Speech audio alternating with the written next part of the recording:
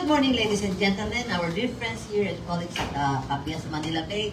We finally get to invite our former senator turned labor secretary, acting for now, Senator Francis Tolentino, and we will get right away to our topic because I think he has some good news and bad news for us. So let's start off with what is good news, sir. I don't know if this is good news, but a few hours ago, ilang oras lang nakalipas, wala pang isang araw, nilagdaan ko isang order kung saan yung pangako po natin na lulutasin magkakaroon ng tuldok yung gumuhong building sa Angeles City. So dito sa akin ngayong harapan yung order, bibigyan kayo ng kopya. Pero basically, ito yung investigation conducted by DOLE doon sa 9-story commercial building ni Trudeck na pag-aari ni Mr. Jackson Lim at ng Golden Years Construction. So ang balita ko po maibibigay sa inyo, after conducting an investigation, after constituting a committee, the DOLE found that Jackson Lim and Golden Years Construction and Steel Works Corporation were liable to pay a total of 11,426,798 pesos and 50 centavos, representing 1,102,798 50 pesos for labor standards violations and 10,324,000 as an administrative fine under Republic Act number 11058 for willful violation of occupational safety and health standards. So despite the existence of a work stoppage order, yung mga trabahador ni Jackson Lim and Golden Years Construction continued working, exposing themselves to danger that could result in death or injury. The workers were also not paid their wages. Hindi sila binayaran ng Golden Years at ni Jackson Lim. Rest day period for working on Saturdays, holiday pay, and there was underpayment of wages. Nandito lahat sa makapal na folder. Jackson Lim and Golden Years Construction also failed to provide personal protective equipment, secure a permit to operate the mechanical equipment, yung lifter, provide occupational safety and health personnel, first aider and safety officer, provide temporary accommodation for workers, wala silang binigay, and violated under the other provisions of the occupational safety and health standards. They also submitted, take note of this, fake and invalid certificates for the project's first aider and safety officer. Hence, DOLE will also endorse the complete case records for appropriate action to the NBI and to the Angeles City LGU to initiate appropriate criminal actions within the respective jurisdictions. On the other hand, meanwhile, DOLE found gaps in the implementation of labor laws. Hence, we will continue with the administrative proceedings against an official and certain labor inspectors, I will not name today, of the DOLE Regional Office 3, Region 3. Rest assured that DOLE will continue to be proactive through the regional offices in implementing labor laws to protect workers. May kopya po ako dito nung order, hindi lang karamihan. Siguro ibibigay ko na, magkopyahan na lang yung iba, bibigay ko na lang sa ilan sa inyo para malaman niyo po yung yung detalye po ng aking nabanggit. Can you help me distribute this? Sa picture lang. Ay, picture na. Sige. Tapos sa GC, sir. Sir, taas niyo ba ito? So ito yung order. Order number, case number FFI RO3, that's Region 3, 06-2026. So nagawa na natin yung unang pang-proseso natin. Ma'am. nag-collapse na building sa Angeles City. Next slide.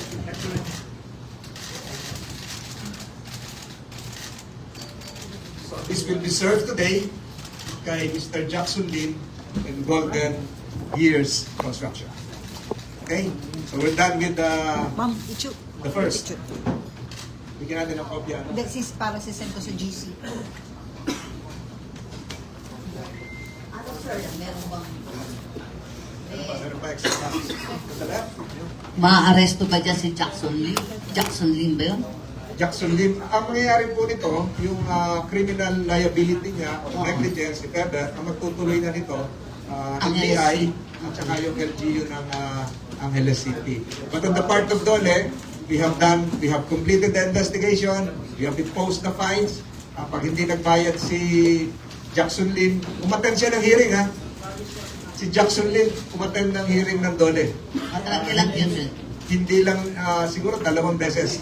Hindi lang namin pinadala yung mga pictures, pero umattend siya ng hearing, due process was complied with. So, yan po yung lumabas na order. So, done na po tayo sa una nating pangako. That was on the first day of my assumption as secretary. Tapos na po yan. So, basahin na lang po, kompleto na po yan.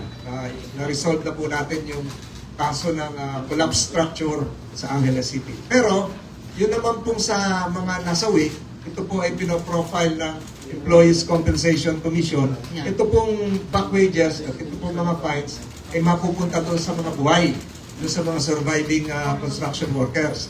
Doon sa mga nasawi, yung Employees Compensation Commission is mandated by law to provide financial assistance. So ito yung pinoprofile pa kasi DNA testing yung iba, etc. etc. Katulong na po namin yung ibang ahensya rito kagaya na National Bureau of Investigation. Ang entitled ko sila sa per victim, ECC. Yes, 30,000, 50,000 financial assistance. So, 80,000. 30,000 plus 15,000 financial assistance. And meron pa atang iba na hindi ko ma-agit ng memory ko ngayon. Pero dapat yung si Jackson din and this construction company are supposed to yung mga insurance, di ba? Correct. Meron din po nun. So, lalabas po yun dun sa profiling na natin. Pero ito ngayon, itong 11,426,798.50, ito po yung immediate na babayaran ni Mr. Jackson Sa Lim. government? Yes. Jackson Lim. Hindi po sa government. Pati po sa mga empleyadong hindi niya binayaran ng tama, yung may back wages siya, underpayment of wages, yung mga hindi niya binayaran ng pinagtrabaho niya ng linggo and holidays na hindi niya sinalduhan yung mga construction worker. So, they're gonna wait for the payment of 11 million to Dole and the Dole will be the one to administer. So, sabi mo, profiling pa, depende. Iba yung profiling po dun sa mga namatay. Sa namatay. Ito po, identified na po ito.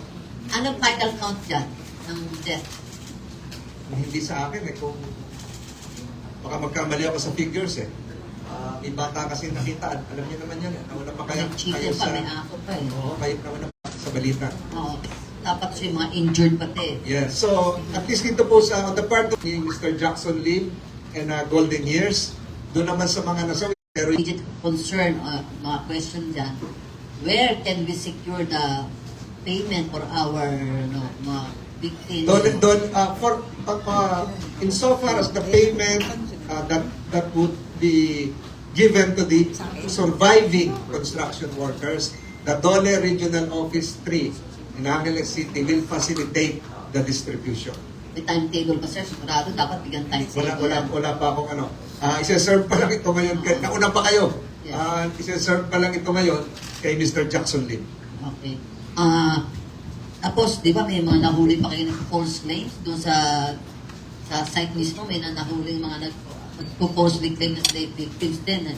So, how can you assure na walang ganyan? Ayun yung pinoprofile kasi meron naman pong listahan ang construction company kung sino talaga yung mga workers nila. Moving forward, I noted na maganda yung isang recommendation mo to pursue further investigation on Dole Region 3 Yes. officials. Ongoing po yun. Oo. I cut you abruptly. Suspended po yung regional director ng Region 3. Until when? Hanggat hindi pa natatapos yung investigation. Oo. And, Internal na po ng DOLE yan. and I hope it will be not only for Region 3 but nationwide kasi maraming nangyayaring ganyan. Correct. Correct.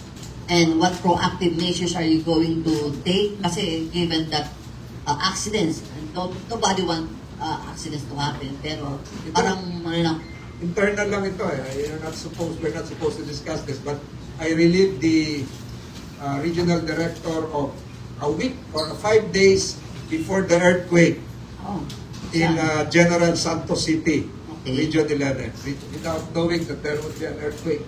I relieved the regional director of Region 12 and replaced him with the regional director of Region 5 ano po, before the earthquake, before the earthquake. So the new regional director of Region 12 is busy coordinating all of these activities behind the scene. Kung ano yung mga gagawin, affected din yung Dole building sa General Santos City. So kahapon, nag-report sa akin, nasa Coronadal siya, nagpunta rin ng Sultan Kudarat, nagpunta rin ng General Santos, nagpunta rin ng Glan. I'm not supposed to reveal all of this, pero yung mga ginagawang efforts. And I appreciate the work being done by our new lady regional director in Region 12. Prior, I assigned her there prior, 5 days prior to the earthquake. bakit mas nag-relieve mo yung previous? Medyo matagal na siya doon. It has nothing to do with the earthquake. Wala pang earthquake doon. Yeah. So, nagkataon, nung napalitan siya, nagka-earthquake. Yeah. So, masipag naman yung babae. I'll get a complete report siguro a day or two. Kasi kabubukas lang nung airport doon. Yes, sir. So, magiging nationwide to na better shape up, especially after that earthquake incident na maraming na-apekto ang mga buildings and buti na lang wala pang pasok ng trabaho kasi 7, maaga pa eh. Pero marami rin namatay doon sa earthquakes. Meron po, and maraming nawala ng trabaho, lalong-lalo na yung mga nasa malls. Marami Yes. po akong inaayos internally, gaya nung Region 1, nung first day ko, third day, nalaman ko yung Region 1 pala, dalawa yung regional director na nakaupo. Region 1? Region 1. Doon direktor bakit na lang Yun ang hindi ko pa wala, pero nasettle na yun. So, marami pa ho akong housekeeping Oo. to be done, but I think we're moving on. This is my 9th day in office. 9 days pa pala pala. Sorry for disturbing your first 100 days in the office, pero we need to get you many important matters. Actually, kung sa earthquake nga, maraming na-displace the workers, and the latest Philippine Statistics Authority data is that we have almost 2.4 million Filipinos are jobless, and underemployment has risen to 15.2%, and precisely your job as Dole Secretary is creation of jobs. I think you're referring to the recent labor force survey. Yes, sir. That was released by the Philippine Statistics Authority or agency, but the analysis, the analytics was that was provided by DOLE. So there was a slight spike in the underemployment rate, but there was a decrease in the unemployment rate. Yes. So underemployment rate that was April, can be attributed to several factors. One of those probably would be the Middle East crisis. Yes. Unemployment rate, we're happy to report that we're down 0.3 for as compared to the 3.7 ngayon. So bumaba ng konti, but we hope to do more within a few days. I've sat down with several labor groups. Marami na akong nakaharap sa kanila. Ngayon, pagkatapos ito, I'll be rushing to the office to meet the Panda delivery riders. Anong problema nila, sir? Kasi ang gusto ko sa kanila, magkaroon din ng mga benefits in compliance with several Supreme Court decisions. So, dapat hindi ko pa alam kung ano yung pag-uusapan. Pagkatapos ito, diretso. Maraming problema din sa mga delivery, lalo yung mga motorbikes, there are mga self-accidents. They're trying to beat yung time, di ba? Tapos bisa din mga problema rin sa mga delivery. So, may general application ng mga Opo, ang nakakatakot dyan, yung mga ibang delivery riders, basta kinakat na lang sila sa platform, wala naman silang way to be re-employed again with the same platform. walang, ang reklamo sa akin ng iba, wala nang hearing-hearing, hindi na sila kasali hindi na sila pwede magpiligan. So nakakaawa din yun, dapat tulungan din. Okay, sir. Sir, Okay na tayo sa golden years, ha? Walang tanong, golden years. mamaya Okay baka may na. maano na siya. Ang gusto ko, kasi sabi mo nga kanina, nagte-text tayo dalawa kanina, ang story ngayon sa Senado. But you were a former senator and looking out from the outside. Luribon. Ako nga pala, Senate Blue Ribbon. Was chairman of my first committee job was chairman of the Blue Ribbon. Yes, I would like to get your sentiments on what's happening now in the Senate. At first, nasa Senate Blue Ribbon, nasa flood control ano na yan. They just have to follow the rules. We made rules. There was a rule, number 5, I think, during the time of JPE. Dapat sundan lang. Which is, So, ano yung rule number 5 na yun, sir? yung prime investigatorial function of the Blue Ribbon Committee. So, during my time as Blue Ribbon, siguro if I'd like you to refresh your memories, ako yung sa laptop deal, Sa DepEd. dahil po yun, di ba? Several were recommended for prosecution. Di ba implicated din si Saldi ko, yung Sunwest niya? Yes. Na construction company, Yes. delivering laptop. Yes. So we were the ones who pursued that. O ano nangyari doon, sir? Nakafile na yun I think Sandigan na yun.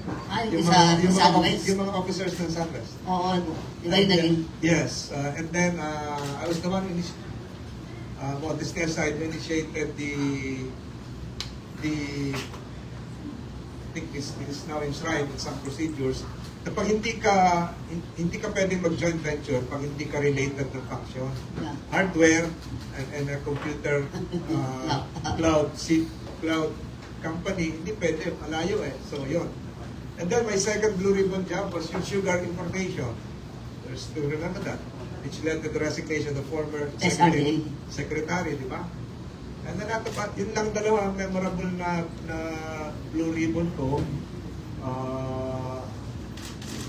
Hindi naman Blue Ribbon yung Alice Goo, but I was the one on the stair side again who referred diverted the direction that it should be filed, the case should be filed before Valenzuela, APC, or Pasig instead Ano yan? of Bamban. Yung Alice Goo kay case. Alice Go, oo. So, yung nangyayari sa Blue Ribbon ngayon, May sarili. sundin lang nila yung rules. Hindi na ako makakomment. Hanggang doon lang ako. As a former Blue Ribbon, I was the one who initiated the appointment of a general counsel for a Blue Ribbon committee. Sino ngayon ba yung general counsel? Hindi ko alam eh. Volunteer ba yun? O It's a Organic. general counsel is an outside counsel with experience in prosecution, etc. outside counsel yun? Outside counsel. Hala ko, organic. So, you have to hire an outsider. Yes. Similar to the US Senate. Okay. Pero dun sa Senate leadership, sir, dati ka rin majority leader before you run and... I think they have spoken now. They have 13, I heard. Yes. So, set up na yan? There's nothing more to say. There's nothing more to say. There's nothing more to add. There's nothing more to deduct. There's nothing more to speculate. And Okay. there's nothing more to opine. The plenary has settled everything. Okay. So, do you think it will now be smooth sailing from here on? Palagay ko kasi kailangan habulin itong mga military officers natin na nakapending sa commission of appointments. Otherwise, yung iba mag-retire na ata. Yes. Philippine Air Force, Army, Navy. So, kailangan habulin ngayong araw na to. Marami pang ibang dapat gawin. So, trabaho na sila. And don't go Trabaho. to... Ang English sa trabaho, labor. And don't go too far. Ikaw mismo, sabi ba yung acting capacity mo as DOLE Secretary? Kasi 10 right now, cabinet members ni BBM, 10. Lahat acting. Parang hindi pa lang, parang wala pa. Hindi pa ako. Yeah. Pero may mga naman ako, may mga clearances naman ako. Baka yung kailangan lang i-renew. Clearances sa yung mga ombudsman, sandigan, Yes, NBI. Okay. Dahil doon sa appointment mo, pero yung sa CA wala pa. Hindi, sa CA sasabihin dyan. Sa CA? Sa CA sasabihin dyan, Okay. including SALENS, yung mga ganun. Okay. Ito sir, ang tanunokso ko lang sa iyo, Sarah. Now that you are Dole Secretary, you were once declared persona non grata by China when you were a senator because of your advocacy on the WPS. Transferable ba yung persona non grata now that you're a cabinet member? Coincidentally, curiously, suspiciously, last week, I wrote the Department of Foreign Affairs, an undersecretary whose name I would not mention. Oh, parang Harry Potter rin, ha? Kaya babae. Okay. Alam niyo na yun kung sino. Hindi secretary. Ang sabi sa akin, you have been designated to chair the APEC Business Conference or Committee Business Conference Iba. to be held in Nanjing, China. We are seeking your approval whether you would go to China to preside over that conference. Sinagot ko politely yung, no offense to her, Oo. sinagot ko politely yung undersecretary ng DFA. Oo. Ma'am, please note that I have been banned by the Chinese government from entering China. Why would you want me to preside over a meeting in China? Hindi na ako makakaalis doon. 2 paragraphs lang. I hope hindi ko alam ba't niya ako pinagpipreside sa Buti China. pala tinanong ko, no? Nakalimutan ko na yun. Natutukso So there is a letter officially I transmitted to the Department of Foreign Affairs. Sabi Kailan ko, yung letter na dumating sa'yo? last week. Last week lang. Sinagot ko on the same day kasi Naluluha ka, kasi nakatawa. na ako, nanggigigil na ako. Parang pakukulong niya ako doon. So sinulatan ko na hindi po, sa Tagalog, hindi po ako makakapunta dyan at mag-preside sa APEC meeting sa Nanjing kasi bawal po ako pumunta sa China. So, in-attach ko po yung Ministry of Foreign Affairs statement sa China. Nag-attach siguro ako ng 2 statements ko officially. Pinadala ko sa kanya. Wala pa reaction. Pagkatapos, meron pang isang item na nakarating sa lamesa ko to nominate a delegate to China. Address to the Ministry of Foreign Affairs of China. Ay sabi ko, hindi ko ito pwedeng pirmahan. Kasi baka, di ba? Yeah, baka may trouble. Delikadesa rin na ano. Oh. So hindi ko ginawa yung dalawang. So I hope that answers your question. Delegate to what? Another conference in China. Kung sino raw ipapadala. So, Nandole. Oo. So hindi ko rin pinirmahan kasi diplomatically may Problem. yes, crosshairs. Oo. Mga ano, Pero, what, as a legal, an international law expert yourself, is there a way na, pwede bang non-transferable yung personal data?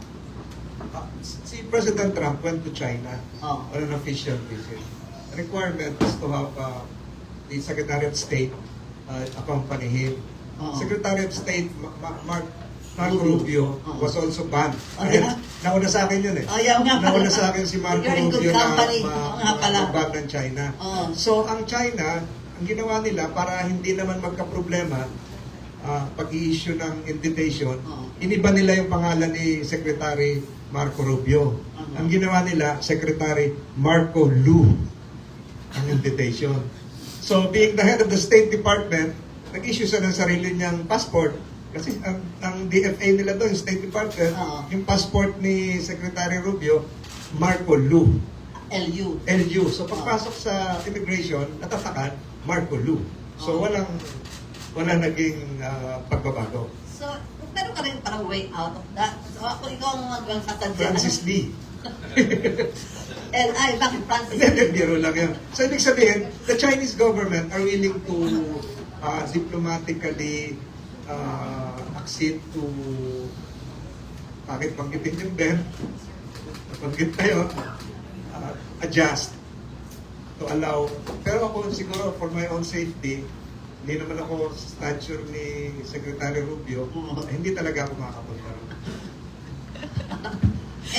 Si Pedro, ang latest, Pedro Secretary Gibo. Yeah, band din siya, so... Entire family pa. Buti ikaw, hindi entire family. welcome to the club. At least sa'yo, hindi kasama yung family. Ay, pati sa'yo? Kasi for life. Anyway, ang intention ko lang kayo, pag magtukso sa'yo, yung pala, totoo pala yung aking tukso. Nagkatato yung tukso ko. Anyway, sir, anong latest yung kay Ateneo Baldwin, kay Baldwin? Alam nyo, graduate din ako ng Ateneo, baka magalit pa sa akin lahat yung mga yun.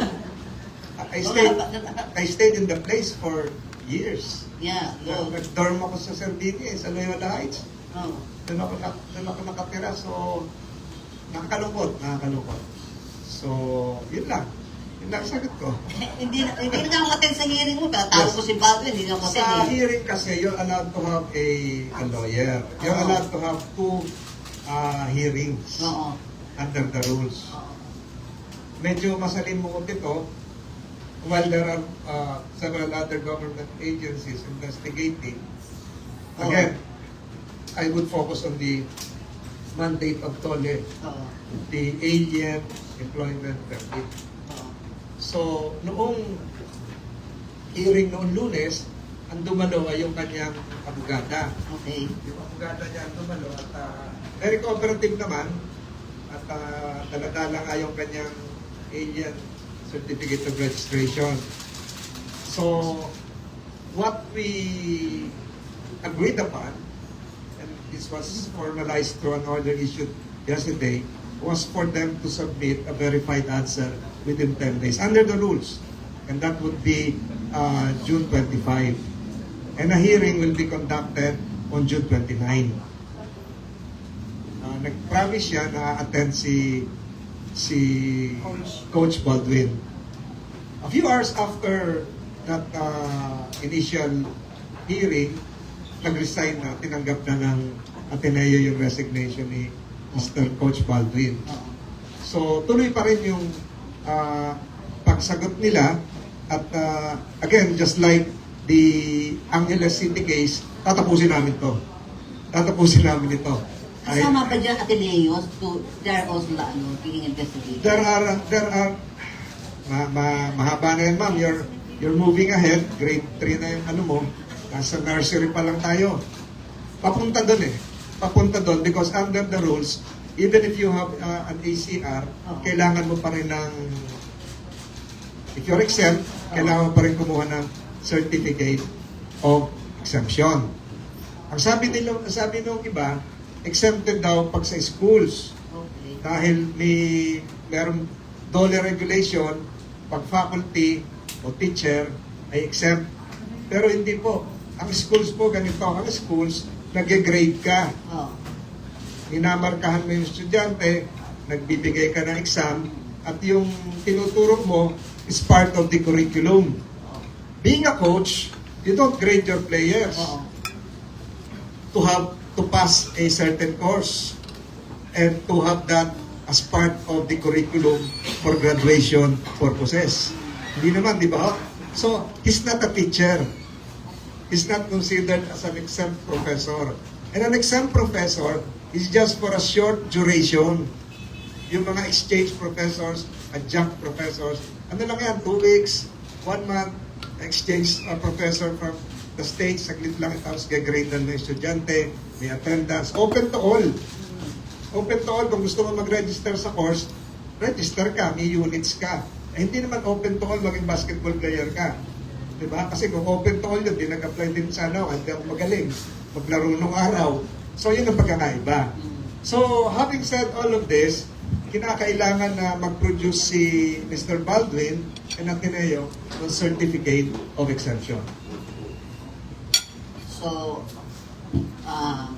there's still, the process is still ongoing. Yes. Hindi ko pa alam kung, hintayin natin. Pero kagaya nga ng Golden Years sa Angeles, tatapusin ko to. So, yung sa Angeles, hindi pa talaga totally closed case kasi mag-hearing pa rin. Hindi, yung Angeles tapos na. Oo, Tapos na kami. Ang hearing na lang namin, yung regional. administrative namin, Oo, yung yung tao ano namin, ulit. kung ano yung Okay. pagkukulang nila. Okay. Oo. Pero ang gusto ko na kasi most likely, natanungin ng mga survivors, yung mga relatives, ano naman yung protection namin na kami talaga, baka ngayon lang yan, tapos wala namang delivery, actual delivery of the payment. How can you... Meron yan. We assure them. We assure them na may mangyayari po. At least, nasabi ko na nga, may nagawa na kami, nag-issue na kami ng order ngayon. And in fairness to Mr. Lee, cooperative siya. 2 beses siya umattend ng hearing.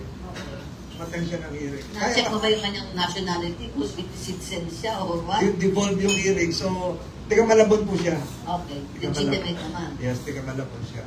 So, hintayin natin yan. We will facilitate the payment. Okay. And what you, my last question before I open it to the floor, you said you have been reaching out with both labor groups, Yeah. employers group. What do you to achieve in your first 100 days? Yung open, meron akong hindi nabanggit. On my, parang Christmas to, first day of Christmas. On my 5th day or my 6th day, I signed a department order creating the LAW. Ano? The LAW is the counterpart of the PAW. Si PAW Public Attorney's Office. Yeah. I just created a Labor Attorney's Office Ah, to cater to the needs of indigent workers without access to lawyers. yung may mga workers na may problema sa management. Management, walang abogado. So, in effect na po yan, pupuluan ko na lang ng tao. Wala kang Sila. tao. Meron na, pero kulang pa. So, I am now contacting, tapos na ako makipag-usap sa pangantasan ng Lungsod ng Maynila kasi kapitbahay ko lang, isang pumakbang lang. Even yung law students nila na 4th year, pupunin ko na intern na para tumulong sa mga manggagawa. So, that's the LAW, Labor Attorney's Office. And then, I opened the gates to workers na tapos na ako kay Congressman Eddie San Fernando, ginawa ko ng guest speaker sa flag ceremony, yung Okay. manggagawa. So kung ano man yung grievances mo, sabihin mo na din sa flag ceremony and then we sit down with all bureau heads. And then I encourage strikes in front of Dole. Okay. Nakakadalawa na ako. Nakakadalawa na ako doon, pero within legitimate bounds of existing Manila ordinances, huwag kayong makatraffic. So nakakadalawang rally na doon sa harap ko. So I encourage that.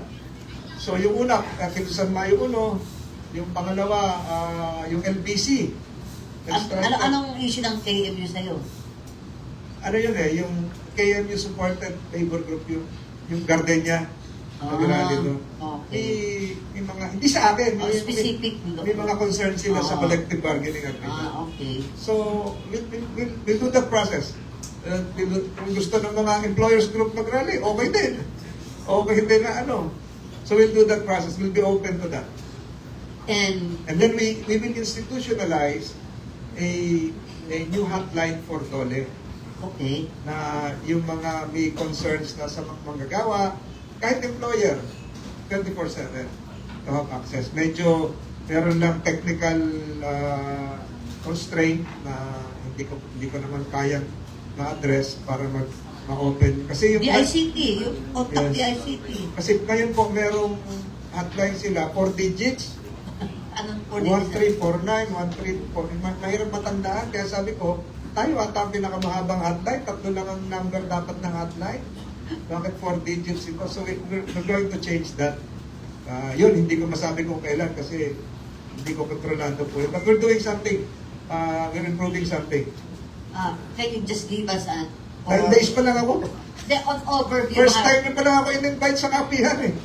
You know, how do you, yung industrial situation right now?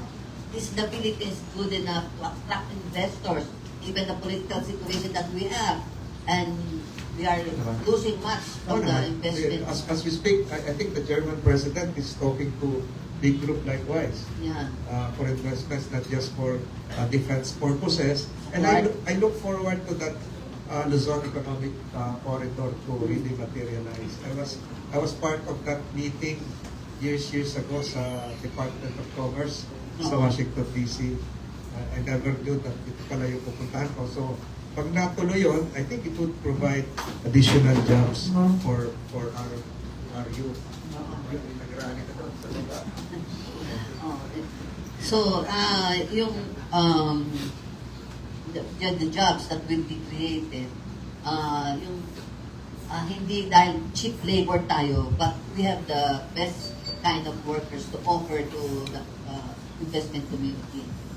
Hindi lang yun. Yung first marching order ng Pangulo is to uphold, protect the dignity of labor, the working man. So that's, I think that's all encompassing. So yung rightful benefits, yung lahat siguro. How do you define dignity of labor? Diba? Okay, on that note, I'm opening the floor for your question. Pwede na. Pwede na. Next year na ulit. First 100 days nga tinanong ko yun, expectation mo eh. Okay, please use the mic and introduce yourself. Ito yung may Kasi magsalita si Secretary Tolentino, kompleto agad sa detalye. On mo na.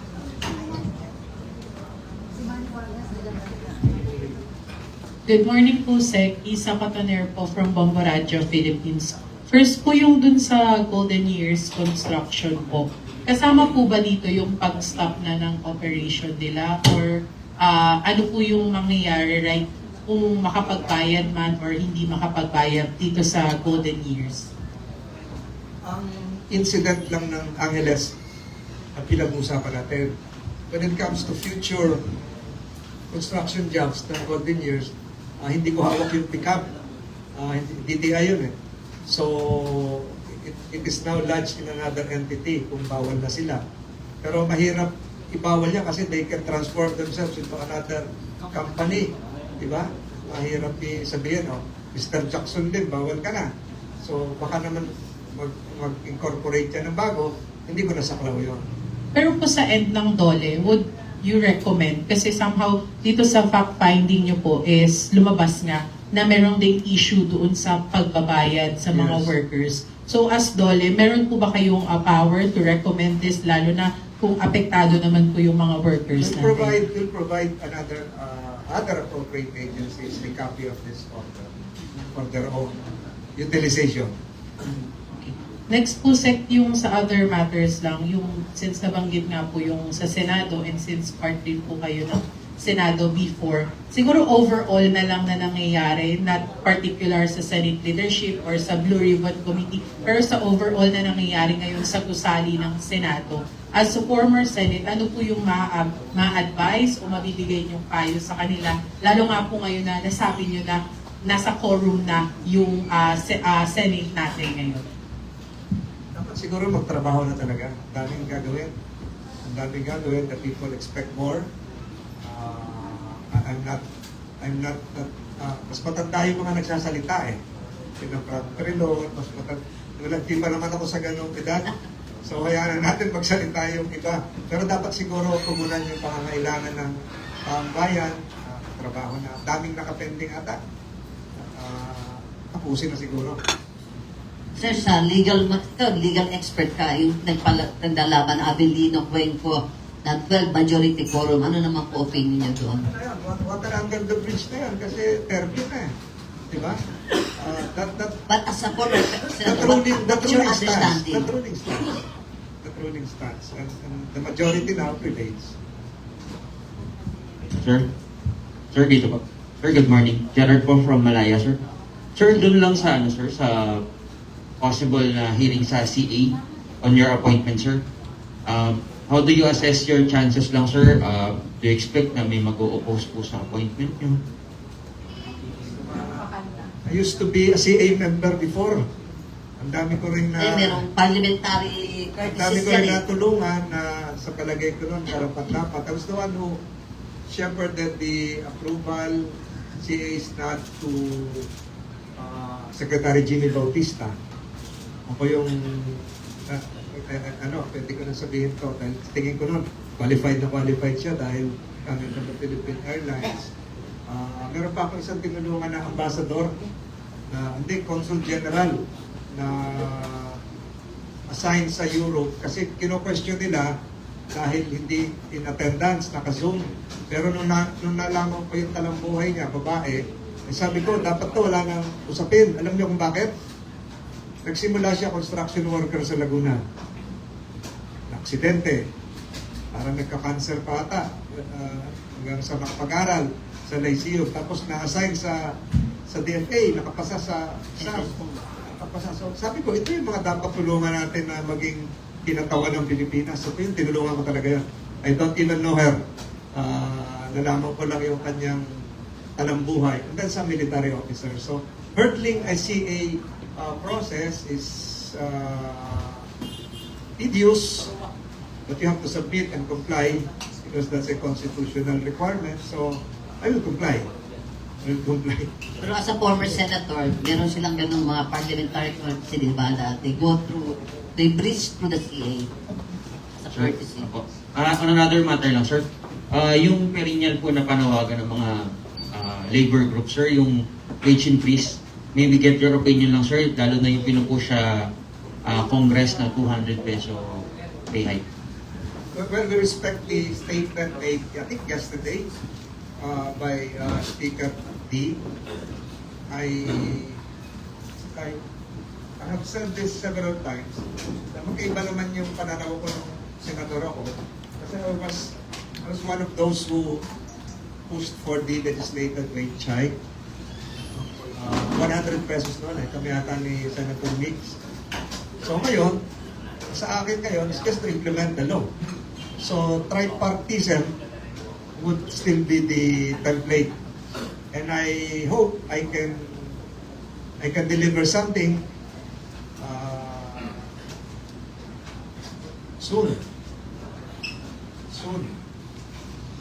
So, hintayin na lang natin. Kaya nga sa June 20, kailan ba yung sige? 24 or 25 or 26, I'll be sitting down with the employers para marinig na 26, June 26, I'll be sitting down with the employers. Sir, sorry, follow up lang. Doon lang sa what do you expect or hope to deliver? You said we hope to deliver. Ano po in particular? Anything that would promote the dignity of labor and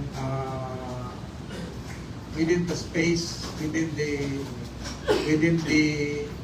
ambit and dynamics of our existing economic space na hindi naman mahihirapan yung ating mga kapitalista na nagpo-provide din ng trabaho. So kailangan din balansehin lahat yan. Thank you, sir. Good morning po. Tina po from DZRH. Susugan ko lang po yung po kasi general as employee at makikipagpulong nga po kayo sa employer. May nakabinbin po ngayong panukala o dati pa pong mga nakabinbin yung Magna Carta of Media Workers para naman po ito sa Medium or media? media po, media workers, para naman po ito sa mga media po, sa kanilang, sa amin po bilang mga mamamahayag. Ano pong suporta ang gagawin ngayon po sa ilalim niyo po ng administrasyon ninyo sa DOLE para mapabilis yung pagkasabatas nito? To be honest, hindi ko pa nabasa yung ano. Pero if you look at the working conditions, I really agree. Yung, lalo na yung police beat. Kaya ang duty nyo, alas 2 na umaga. Di ba? Ay, off.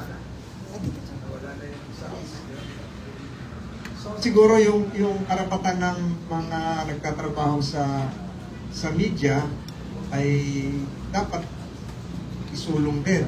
You have to be aware of a recent decision, second day in office ko lang, yung ABS-CBN Drivers Association case na lumabas sa Supreme Court, upholding the rights of the ABS-CBN drivers to a certain level of decency, ika nga. So, we take note of that Supreme Court decision. Kalalabas lang, mainit-init pa yun. Mainit-init pa yun. So, hindi ko pa lang nahihima Maharap sa kanya. yung Magna Carta, but if you can, hindi galing sa Senate yan, di ba?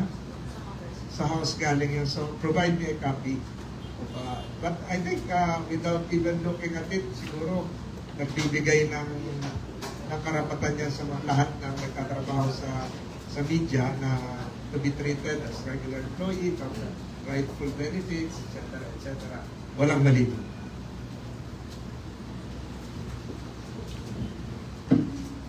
Okay na. Hi sir, good morning. Wala ka sa Senate. Yes sir. Ha? Dapat sa Senate ka, nandun ang ano. Sige lang sir. Nalipat Sige, lang. Sir, balik lang po tayo konti no, nung kay Baldwin na issue.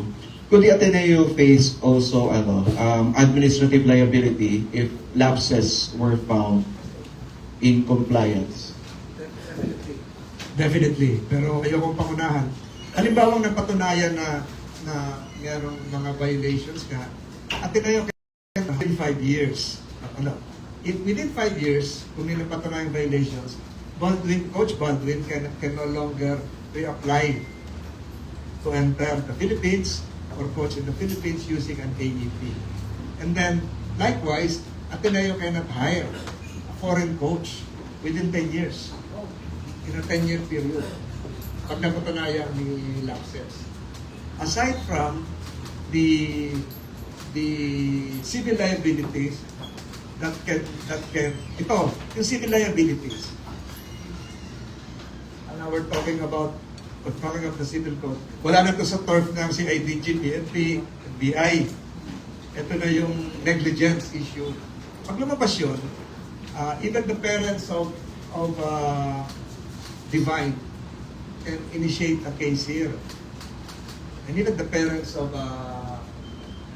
Rene against Ateneo. Medyo iba ng usapan yan. So hindi sila makakaya ng coach, they can sit damages. We have recent cases, St. Francis High School versus Court of Appeals. Yung principal nagkaroon ng liability. The same is true with PSPA versus Court of Appeals. Is ganun din. Outing lang nga tayo sa St. Francis case. So, mahaba-haba pa ito. Pero yung mga ganun, hindi ko nasaklaw yun eh. Hindi ko nasaklaw yun. Hindi na, may iba na yung trabaho ko. Pag napunta na yun, husgado na yun. So, husgado na yun. So, Ateneo Ateneo right now is probably aware of that.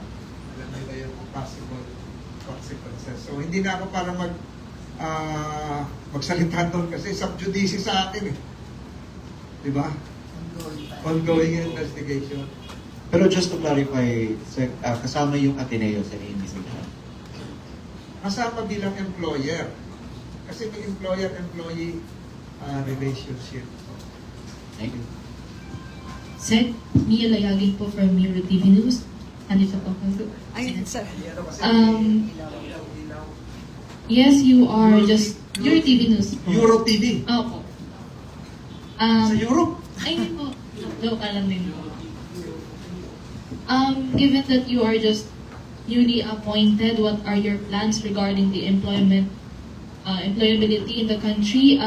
Based sa April survey ng labor force survey ng PSA, tumaas yung employment by 0.3% pero tumaas naman 15% yung underemployment. So, what are your fresh ideas bilang bagong pupupo kayo sa posisyon? Days pa lang ako pero last June 11 and 12, we conducted a nationwide Dole Trabaho Agad Job Fair.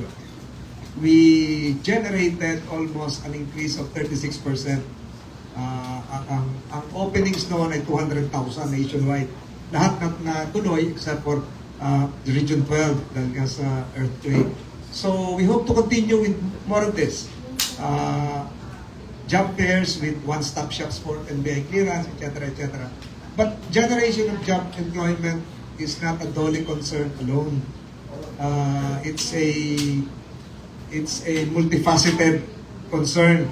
Nandiyan na yung economic condition, yung energy crisis, lahat na yan. So, Dole will do its job insofar as its mandate is concerned by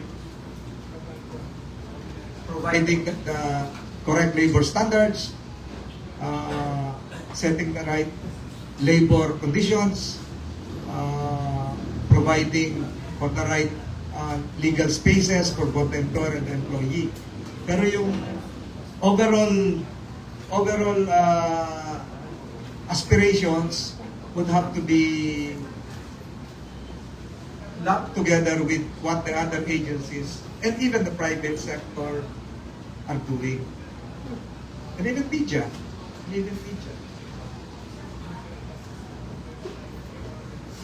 Wala na siguro. Ay, yung job mismatch na perennial problem on job mismatch. That's an ongoing concern for decades.